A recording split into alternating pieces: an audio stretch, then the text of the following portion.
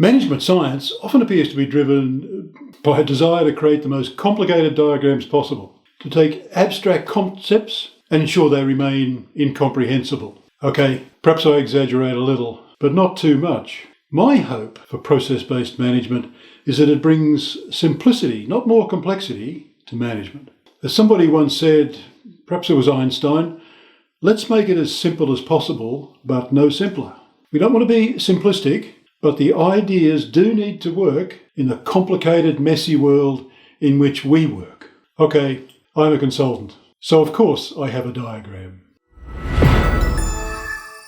In this Process Insight, I want to introduce a framework for process performance management that I find very useful to both explain and to coordinate the practical implementation of strategy-driven process-based management. Let's walk it through. So here's the diagram. Let's start at the bottom, down here with process change, because process change is really what we're trying to do. If we're not changing processes, that is to say improving performance, then the rest of it is a waste of time. So we want to make the changes, not just make plans for changes, but actually deliver the change. Before we can do that, we need to have a very good understanding of what problem it is or what opportunity is we're trying to address. So what's the impact? What's the gap impact? What's the benefit of making the change? What's the cost of not making the change? We need to be very clear about that. Sometimes in our process improvement projects, that doesn't happen. We don't do that kind of impact analysis. We make change recommendations and nothing happens. So gap analysis, very important. What is the impact of the change or not making the change? Now that implies, of course, that we understand what the gap is in the first place, that we've been able to measure it. So we need to have some way of understanding that there is a gap, either an opportunity gap or a performance gap.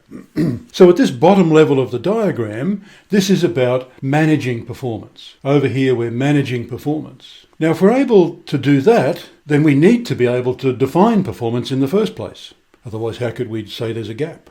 So let's go to the next level of the diagram. And what we want to be able to do, firstly, is with our stakeholders, understand what this process is meant to do. What are the objectives of this process? So we can define that. And we define that with the stakeholders. We don't go off and guess at it. The question is always, if this process was working as well as the key stakeholders want it to, what would it be doing and how would we know? That's the process KPI question. So we'll understand what the stakeholder objectives are, and that'll let us set KPIs and targets. And now we've defined performance. Now we've got something to measure against. Now, in both of these levels, where we've been defining performance and measuring performance, managing performance, we've been talking about a particular process. But that begs the question, which process?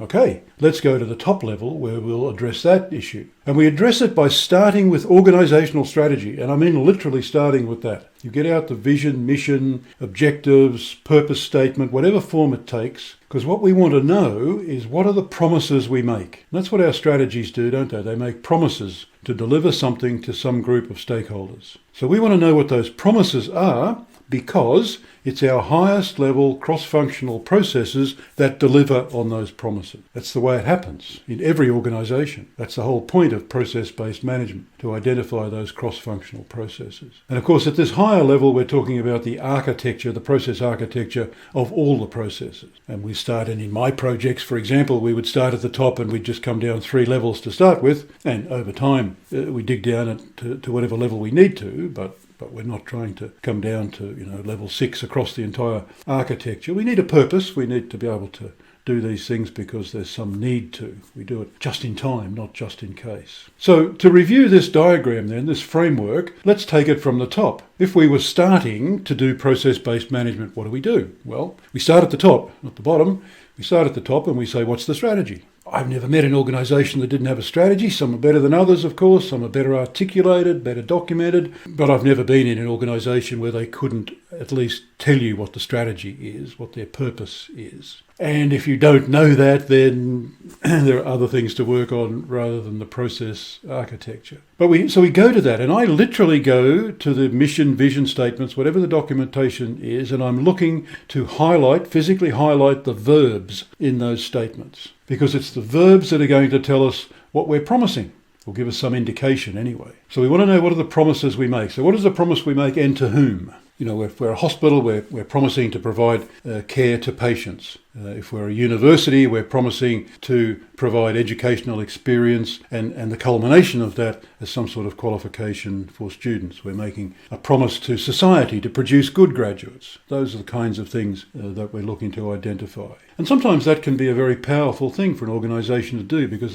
they might have developed a strategy, but they haven't actually thought about it in that way. So sometimes it's easy and sometimes it takes a little longer. But from that we can build the process architecture. And when I say we usually start by building the first 3 levels of the management core and support processes. Another video about that some other time. But this is not a huge undertaking. This will happen in an elapsed time of, a couple of months. You could do it in a much shorter elapsed time, but I think it needs some time to think about it and some maturation, and lots of people need to have the chance to comment. But it's not lots and lots of work. It's a relatively straightforward thing to do, assuming you have some understanding of your strategy. So now we've got a process architecture, and then we can say, okay, let's pick some processes, typically 3, and let's start to do these 2 levels here of active process management. So what are the process objectives? We identify the stakeholders first. What do they want from it? We have these kind of discussions and workshops. From that we can build process KPIs, and then we'll say, okay, what are the targets for the KPIs? And whatever the needs of the stakeholders are reflected in process KPIs, and then we'll have targets. And sometimes that's easy to do, and sometimes it's a little more complicated. Sometimes it's a bit controversial about setting the targets. The target might be a kind of single number, 9 out of 10 type number, or it could be a matrix or a multi-dimensional set of data, because we've got different classes of products and services, different classes of customers, maybe different service levels for different times of the business cycle, etc. So it could be multi-dimensional. But now we've got, for the processes that we've got under active management, we've got targets. We know the process KPIs. We know that the targets for those KPIs. And we've got a good understanding of the stakeholders as well. We're building deep knowledge of this process. Okay, so now we just get on, get the circles turning. There's another video about that. What are the gaps? Is there a problem gap, a performance anomaly? It should be 9 out of 10, but it's 8 out of 10. Or maybe that's an emerging thing. Maybe the last 3 times we measured it, it's going in the wrong direction. So we know there's a problem that's very likely to happen soon. So let's stop that before it arrives. Or maybe there's just an opportunity gap. Here's a new bit of technology, a new way of thinking, new mode of operation, some innovation we can bring to the process. So we identify the performance gap, a problem or an opportunity gap. And then this very important part here, where for the particular process we're talking about, we're going to say, what's the gap impact? What is the impact of fixing or changing this process? And what's the impact of not doing it?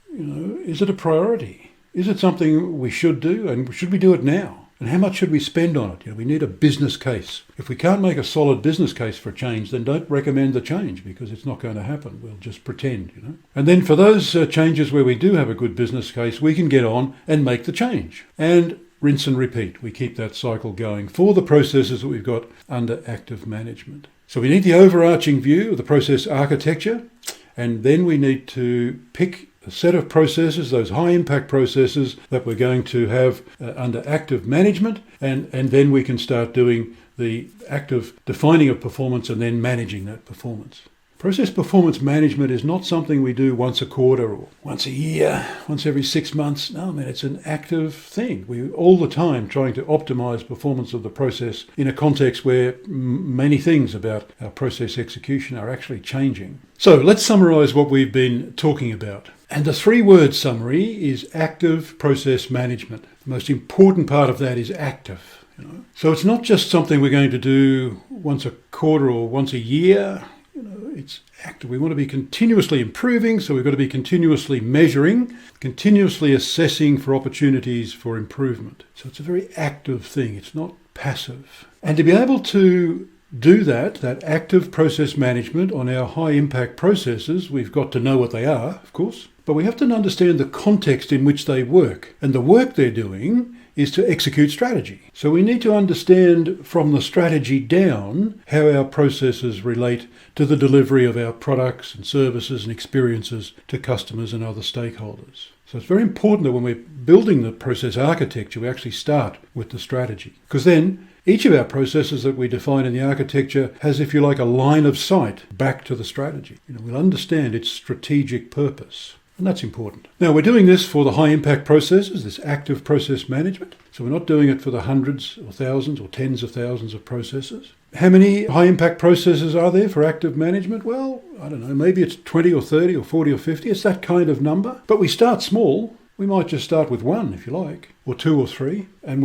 once we get better at it, we can add some more and add some more and add some more. So we can do this in this incremental way where we're learning as we're going and getting better and better at it. So we can be selective, we can be very focused, very mindful about it. We're not doing anything we couldn't roll back if we needed to. We can be flexible and we can achieve that level of active process management in a very controlled, risk-free way, delivering lots of benefits from improved performance. And the thing for us to think about in all of our process-based management work is that last comment there. The purpose is performance. Thanks for being part of this Process Insight. In this series, I'm discussing what I mean by process-based management and how I work with clients around the world to make it work in a sustained way in the real world. Practical approaches for real-life opportunities. More information about me and my work at my website. You might be interested in the Tregear BPM overview document that summarises my approach. You can see the links below for the details. You have my contact details. I'd be delighted to connect. Did you find this video useful? If you did, the others in the series might help as well. Hit subscribe and ring the bell so you never miss any. Thanks for sharing this time with me. If you'd like to continue the discussion, I'd love to hear from you.